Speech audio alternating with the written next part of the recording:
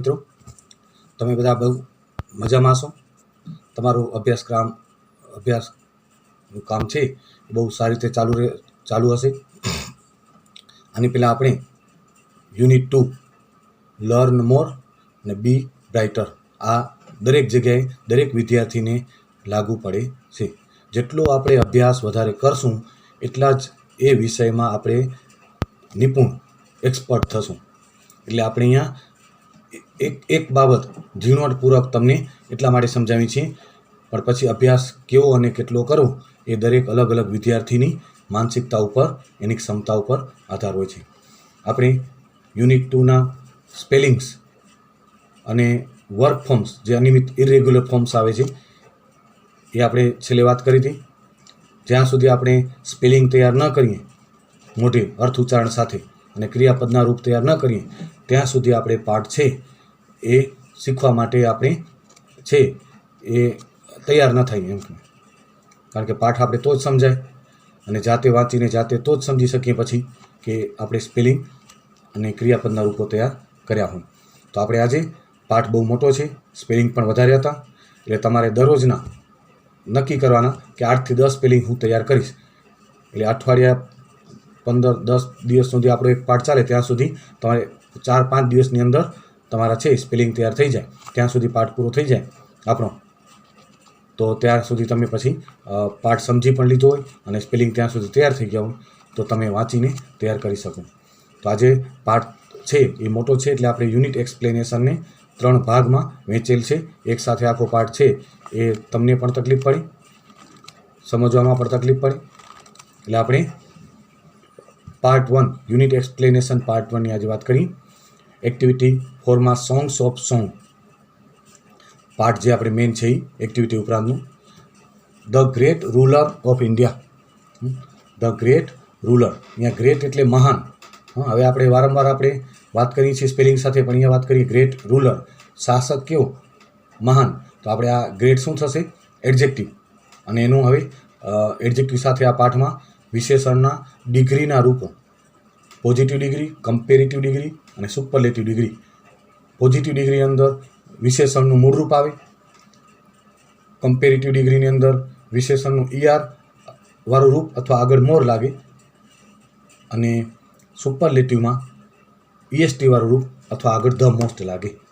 એટલે હવે તમને ડિગ્રીના નામ તમારે યાદ રાખવાના છે, વિશેષણના રૂપો પણ તમને આવડવા જોઈએ. આપણે નિયમ સાથે બધું કરાવીએ છીએ, પણ જ્યારે પાઠમાં પણ આવે છે ત્યારે એની સમજૂતી એટલા માટે આપીએ કે જ્યારે આવે ત્યારે પણ તમને ઘણી બધી માહિતી એના વિશે હોય જ એડવાન્સમાં. The great ruler of India. ભારતના મહાન શાસક અકબર હેડ 9 James in his court. Akbar છે ની કોર્ટમાં એની પાસે 9 જેમ્સ એટલે 9 રત્નો હતા. હેડ એટલે ની પાસે હતા. હેવ કે હેજ પછી નાઉન આવે તો ની પાસે છે અને એનું ભૂતકાળ હેડ થાય. ની પાસે હતા એમ કેવું હોય? આઈ હેડ એ કાર. મારી પાસે કાર હતી એટલે અત્યારે નથી એમ કેવું હોય? આઈ હેડ એ કાર. અને છે એમ કેવું? I have a car. બરાબર. હેવ કે હેજ વત્તા નાઉન એટલે ની પાસે હોના અર્થમાં આવશે. 9 જેમ્સ. જો અહીંયા જેમ્સ શું છે? નાઉન છે. જેમનું બહુવચન થયેલું એસ લાગીને, નામનું બહુવચનનો પહેલો નિયમ એસ લાગીને. ઇન હિઝ કોર્ટ હિઝ આવ્યું તો હિઝ આપણે ખબર પડી જોઈએ. હિમ અને હિઝ. તો હિઝ છે એ હીનું સંબંધક વિશેષણ માલિકી સંબંધ દર્શાવવા માટે વપરાય. બરાબર. એના સાથે હંમેશા પછી નાઉન આવવું જોઈએ, માલિકી કે સંબંધ દર્શાવતું. The 9 James were the greatest in their on fields. અને આ 9 રત્નો એ દરેક પોતાના ક્ષેત્રમાં, ફિલ્ડ્સ એટલે ક્ષેત્ર, ફિલ્ડ એટલે ખેતર પણ થાય, પણ અહીંયા ક્ષેત્ર, પોતપોતાના ક્ષેત્રમાં મહાન હતા. ધ ગ્રેટેસ્ટ આવ્યું તો હવે ખબર પડી જવી જોઈએ કે ગ્રેટનું EST વાળું રૂપ એટલે વિશેષણનું સુપરલેટિવ ડિગ્રીનું રૂપ. એટલે આ વાક્ય સુપરલેટિવ ડિગ્રીનું કહેવાય. અને એના પહેલાં હંમેશા આર્ટિકલ ધ વપરાય. સુપરલેટિવ ડિગ્રીના રૂપ પહેલાં આર્ટિકલ ધ વપરાય. એ પણ આર્ટિકલનો એક નિયમ છે. In their on fields. There આવ્યું તો ધેમ અને ધેર, જેમ હિમ અને હિઝ તો ધેમ અને ધેર, એ પણ ધેનું સંબંધક વિશેષણ. અને એનું એક વચન થાય તો હિઝ, હર અથવા ઇટ્સ.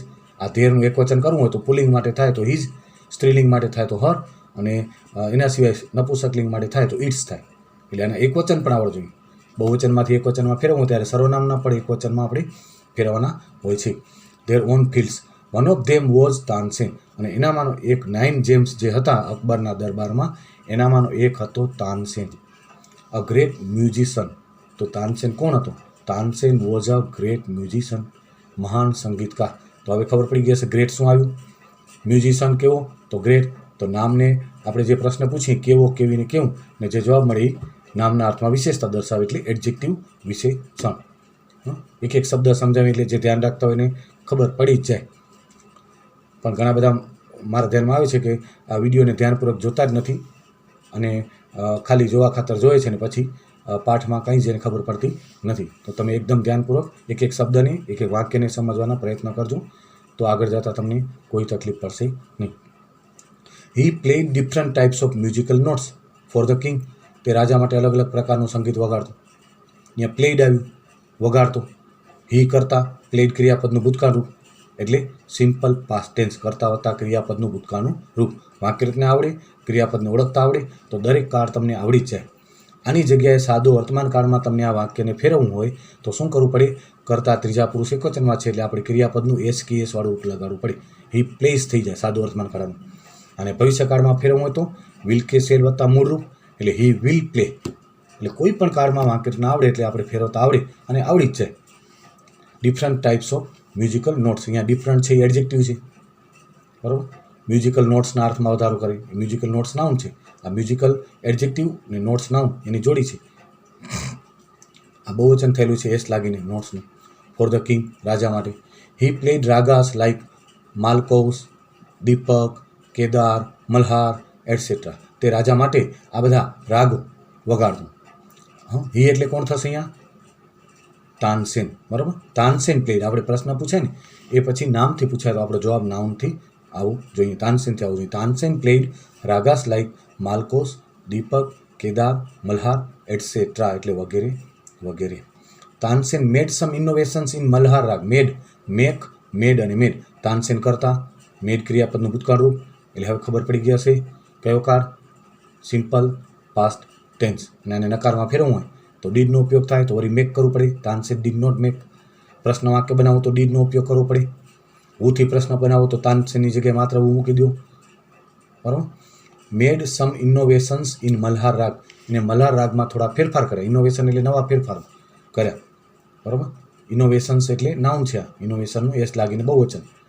એન્ડ ક્રિએટેડ મિયા મલ્હાર રાગ, અને એક નવા જ રાગની રચના કરી. ક્રિએટેડ એટલે રચના કરવી, સર્જન કરવું, અને ભૂતકાળ રૂપ છે એટલે આપણે ખબર પડી જાય સિમ્પલ પાસ્ટ ટેન્સ. અને મિયા મલ્હાર રાગ છે એને એનું સર્જન કર્યું, નવી રચના કરી. One evening the king was in his court, એક સાંજે રાજા એના દરબારમાં હતું. હી સેડ ટુ તાનસેન, સે, સેડ અને સેડ, SAY સે, એનું ભૂતકાળ સેડ અને ભૂતકૃદન પણ સેડ, બરાબર. એટલે આ હી કરતા ત્રીજા પુરુષ એકવચનનું સર્વનામ પુલ્લિંગનું ને ભૂતકાળનું રૂપ એટલે સિમ્પલ પાસ્ટ ટેન્સ. અને આનું વર્તમાન કાળ કરવું તો શું થઈ જાય? મૂળ રૂપમાં એસ લાગે અને એસ ન લાગે, સેસ થઈ જાય, SAYS. હી સેસ ટુ એમ, એનું વર્તમાન કાળ ચેન્જ કરવાનું આવે ને તો આપણે આ નિયમો સાથે ધ્યાન રાખવાનું. ઉસ્તાદજી, રાજા એને ઉસ્તાદજી તરીકે બોલાવતા. Play something new on your tanpura. Play something new on your tanpura and make us happy. હવે જો આ વાક્યનો પ્રકાર ખબર પડી જોઈએ. વાક્યના કાળ આવે એમ વાક્યના પ્રકાર આવે. આપણે વાક્યના 4 પ્રકારની વાત કરી છે: વિધાન વાક્ય, આજ્ઞાર્થ વાક્ય, પ્રશ્નાર્થ વાક્ય, ઉદ્ગાર વાક્ય. અસર્ટિવ સેન્ટેન્સને એનામાં અફર્મેટિવ, નેગેટિવ, ઇમ્પરેટિવ એટલે આજ્ઞાર્થ, એનામાં અફર્મેટિવ, નેગેટિવ, ઇન્ટ્રોગેટિવ એનામાં WH ક્વેશ્ચન અને ઇન્વર્ઝન ક્વેશ્ચન, અને એક્સક્લેમેટરીમાં વોટથી બનતા અને વાયથી, હાઉથી બનતા, બરાબર. આ 4 પ્રકારના વાક્યમાં આ વાક્યની શરૂઆત સીધી ક્રિયાપદથી થઈ. આ સંબોધન છે, અલ્પવિરામ છે ને, અવતરણ ચિહ્નમાં અલ્પવિરામ આવે એટલે સંબોધન ગણાય, કરતા ન ગણાય. તો play something new on your tanpura એને મેક અસ હેપી, તો આ વાક્યનો પ્રકાર થશે આજ્ઞાર્થ વાક્ય. ઇમ્પરેટિવ સેન્ટેન્સ, આજ્ઞા કે આદેશ આપવા માટે વપરાય. વાક્યની શરૂઆત ક્રિયાપદ થાય. જો અહીંયા પ્લે અને મેક આ બંને ક્રિયાપદથી વાક્યની શરૂઆત થઈ અને એનથી 2 વાક્ય જોડાયા, બરાબર. વીનું અસ કર્મ થાય, વી અસ અવર, બરાબર. આપણે અહીંયા કીધું હતું તમને, એવી રીતે યાદ રાખજો. આઈ મી માય, પછી we us our, you your, he him his, she her it its, અને ધે, ધેમ અને ધેર. આવી રીતે તમારે યાદ રાખો તો કર્તા કર્મની સંબંધ. તાનસેન એગ્રીડ, તાનસેન સંમત થઈ જાય છે. એગ્રીડ ક્રિયાપદનું ભૂતકાળ રૂપ. મોટાભાગે આનામાં સાદા ભૂતકાળના વાક્ય છે, છતાંય આપણે એક એક વાક્ય સમજાવી અને કાળ ઓળખતા આવડવું જ જોઈએ. કારણ કે આપણે પ્રશ્નના જવાબ આપવા હોય તો કાળને ઓળખશું તો જ કાળ મુજબ જવાબ આપી શકશું. ડીડથી પ્રશ્ન પૂછાય સાદા ભૂતકાળમાં, એટલે આપણે ક્રિયાપદના ભૂતકાળની રૂપની જરૂર પડી. તાનસેન એગ્રીડ એ સંમત થાય છે. હી ટુક હિઝ તાનપુરા, ટેક ટુક ટેકન, એને તાનપુરા એનો લીધો. બરાબર, હવે કાળ તો ખબર પડી જશે, simple past tense. He started the raga Darbari, અને એને રાગ દરબારી છે એ ગાવાનું શરૂ કર્યું, વગાડવાનું. તાનપુરામાં વગાડવાનું શરૂ કર્યું. સ્ટાર્ટેડ, સ્ટાર્ટનું ઈડી લાગીને નિયમિત રૂપ છે ભૂતકાળનું. The raga Darbari.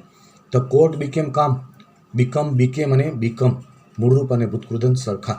The court became કામ, ત્યારે દરબાર છે, કોર્ટ એટલે દરબાર, આખું એકદમ કામ એટલે શાંત થઈ જાય છે. બરાબર, કામ છે એ એડજેક્ટિવ છે, ER લાગીને પોઝિટિવમાંથી કમ્પેરેટિવ અને EST લાગીને સુપરલેટિવ. એન ક્વાઇટ, અને શાંત થઈ જાય છે, આપણે એડજેક્ટિવ છે. પીપલ ફોરગોટ એવરીથિંગ અરાઉન્ડ ધેમ, અને લોકો આ એનો રાગ જે છે વગાડે છે તાનપુરામાં, એ સાંભળીને આજુબાજુ શું છે એ બધું જ ભૂલી જાય છે, એટલા મગ્ન થઈ જાય છે સંગીતમાં. ફોરગેટ, ફોરગોટ અને ફોરગોટન. અરાઉન્ડ ધેમ, ધેમ એટલે તેઓની આસપાસ. કર્મ, ધેનું કર્મ ધેમ, અને એનું એક વચન થાય તો હિમ, હર અને ઇટ. હિમ કર્મનું કર્મ થાય, ત્રીજો પુરુષ એક વચન, હિનું હિમ એમ. After some time the king looked up, થોડા સમય બાદ રાજા ઉપર જુએ છે. His eyes bright with praise, અને એની આંખોમાં એક પ્રશંસાની ચમક. આ જે ગાય છે, વગાડે છે તાનપુરામાં જે રાગ દરબારી, એની પ્રશંસાને કારણે એની આંખોમાં ચમક આવી જાય છે. વન્ડરફુલ હી સેડ, અને કહે છે વન્ડરફુલ કોને, કોના માટે શબ્દો વાપરે છે તો આના મ્યુઝિક માટે.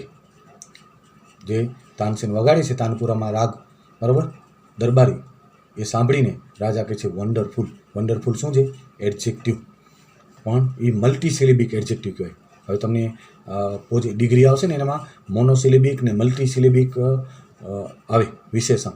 તો આપણે એને કે સ્પેલિંગમાં સાઇઝમાં મોટા હોય ને એને મલ્ટી સિલેબિક વિશેષણ કહેવાય. તો એને આપણે વિશેષણના રૂપ બનાવવા હોય ને ડિગ્રીના, તો એની આગળ પાછળ ER કે EST ન લાગે, એની આગળ મોર કે મોસ્ટ લાગે. આનું કમ્પેરેટિવ ડિગ્રી બનાવવું હોય તો મોર વન્ડરફુલ એમ થઈ જાય. મોર વન્ડરફુલ, મોર બ્યુટીફુલ, મોર યુઝફુલ, બરાબર, એવી રીતે આગળ મોર લાગશે, MORE, અને સુપરલેટિવમાં ધ મોસ્ટ લાગશે. નાના હોય મોનોસિલેબિક તો એની પાછળ ER ને EST લાગે. ગ્રેટનું ગ્રેટર, ક્લેવરનું ક્લેવરર, બરાબર, એવી રીતે આનામાં આગળ લાગશે. કમ્પેરેટિવ ડિગ્રી રૂપ બનાવવા માટે આપણે નિયમ લખાવશું ત્યારે ખબર પડશે. પણ પાઠમાં આવે છે આ ગ્રામર, આ પાઠનું ગ્રામર છે, એટલે પાઠમાં ઘણો બધો ઉપયોગ હોય, એટલે આપણે પાઠ વખતે પણ એ ગ્રામરને સાંકળીને, અર્થઘટન, કાળ બધું સાંકળીને સમજાવી છે. તો after some time the king looked up, his eyes, બરાબર, બ્રાઇટ વિથ પ્રેઝ, આંખોમાં ચમક, અને પ્રશંસા કરતાં કહે છે wonderful he said. Super, I listen to you every day. એ કે સુપર, એનાથી પણ વધારે શબ્દ, અતિ સુંદર એમ, super. I listen to you every day, હું દરરોજ કે તારા આ મ્યુઝિકને સાંભળું. આઈ લિસન, જો આઈ કરતા અને લિસન ક્રિયાપદનું મૂળરૂપ, એટલે કરતા વત્તા ક્રિયાપદનું મૂળરૂપ, એટલે કયો કાળ થશે, મૂળરૂપ કયા કાળમાં આવશે, સિમ્પલ પ્રેઝન્ટ ટેન્સમાં, બરાબર. Listen to you every day, but this was the best, પણ આજે જે હતું એ બેસ્ટ હતું. આ વિશેષણનું સુપરલેટિવ ડિગ્રી રૂપ આવે, અનિયમિત રૂપ આવે. ગુડ એનું પોઝિટિવ એટલે મૂળરૂપ વિશેષણનું, બેટર એનું કમ્પેરેટિવ ડિગ્રી રૂપ, અને બેસ્ટ એનું સુપરલેટિવ. જેમ વિશેષણ ક્રિયાપદના જે રૂપ આવે છે, બરાબર, અનિયમિત રૂપો, એવી રીતે આનામાં પણ અનિયમિત રૂપો આવે છે. એટલે ગુડ, બેટર, બેસ્ટ એ થોડા શબ્દ છે, આપણે લખાવશું ત્યારે ખ્યાલ આવી જશે. કે this was the best. Tansen baud before the king, baud એટલે નમન કરવું, ઝૂકવું, નમવું, એના માટે આવશે baud. Tansen baud before the king, અહીંયા બાઉડ આવે ક્રિયાપદનું ભૂતકાળ રૂપ, એટલે સિમ્પલ પાસ્ટ ટેન્સ, અને બિફોર છે એ પ્રિપોઝિશન આવે. બિફોર ને આફ્ટર ને ઘણા બધા આવે, નિયર ને અંડર ને, એ પ્રિપોઝિશન કહેવાય. I think you have the most wonderful voice in the world. રાજા આ જે અવતરણ ચિહ્નમાં હોય ને એને ડાયરેક્ટ બોલાયેલા મૂળ શબ્દ કહેવાય, એને ડાયરેક્ટ સ્પીચનું વાક્ય કહેવાય. આ બંને વાક્ય અવતરણ ચિહ્નમાં હોય ને એ બોલાયેલા મૂળ શબ્દ હોય, જે તે વખતે બોલાયેલા મૂળ શબ્દ. એ તમને 9માં આવે ડાયરેક્ટ સ્પીચ, ઇનડાયરેક્ટ સ્પીચ. પણ એ અવતરણ ચિહ્નના વાક્યને શું કહેવાય? તો ડાયરેક્ટ સ્પીચના બોલાયેલા મૂળ શબ્દ કહેવાય. બરાબર. Said the king, I think you have the most wonderful voice in the world. રાજા એમ કહે છે, આઈ સે થિંક, હું એમ વિચારું છું કે દુનિયા આખીમાં તારી પાસે સૌથી અદ્ભુત અવાજ છે. દુનિયા આખીમાં તારી પાસે સૌથી અદ્ભુત અવાજ છે. આઈ કરતાં થિંક મૂળરૂપ ક્રિયાપદનું, એટલે આ વાક્ય સાદા વર્તમાનકાળનું કહેવાય. I think. યુ હેવ એટલે ની પાસે હું, હેવ વત્તા નાઉન આવ્યું. વન્ડરફુલ વોઇસ છે ને, આખું નાઉન કહેવાય. Compound noun, adjective plus noun છે. અને આ સુપરલેટિવ ડિગ્રી થયું. જો આગળ ધ મોસ્ટ લાગ્યું, વન્ડરફુલ છે એ વિશેષણ છે, પણ કેવું? મલ્ટીસિલેબી. તો એને સુપરલેટિવમાં ફેરવા માટે આગળ ધ મોસ્ટ લાગે. બરાબર. ધ મોસ્ટ વન્ડરફુલ વોઇસ, તો આખું વાક્ય છે એનામાં થશે સુપરલેટિવ ડિગ્રીનું વાક્ય થશે. In the world said the king. તો આવી રીતે છે એ આપણે આજે યુનિટ એક્સપ્લેનેશન 1 એ અહીંયા સમાપ્ત કરી છે. તમારે પણ એક વખત વિડીયો જોઈ અને પાઠને જાતે જેટલો આપણે ભાગ સમજાવ્યો એ ફરી વાંચવાનો, અને એનામાં કાંઈ ન સમજાય તો વળી પાછો કોઈ અર્થઘટન, કોઈ વાક્ય, કોઈ શબ્દ ન સમજાય તો વળી પાછો તમે વિડીયાને બીજી વખત જોઈ શકો સમજવા માટે. તો આવા પ્રયત્ન કરશો તો તમારામાં છે એ ઝડપથી માસ્ટરી આવશે, અને નબળાઈ અંગ્રેજીની કાંઈ હશે તો એ દૂર થશે. તો આજે આપણે અહીંયા સમાપ્ત કરી છીએ. આશા રાખું છું કે તમે ખૂબ સારી રીતે સમજાશો, અને ફરી એક વખત જેટલો ભાગ આપણે સમજાવ્યો એટલો તમે વાંચી અને પાછો તૈયાર કરશો. Good bye. Thank you.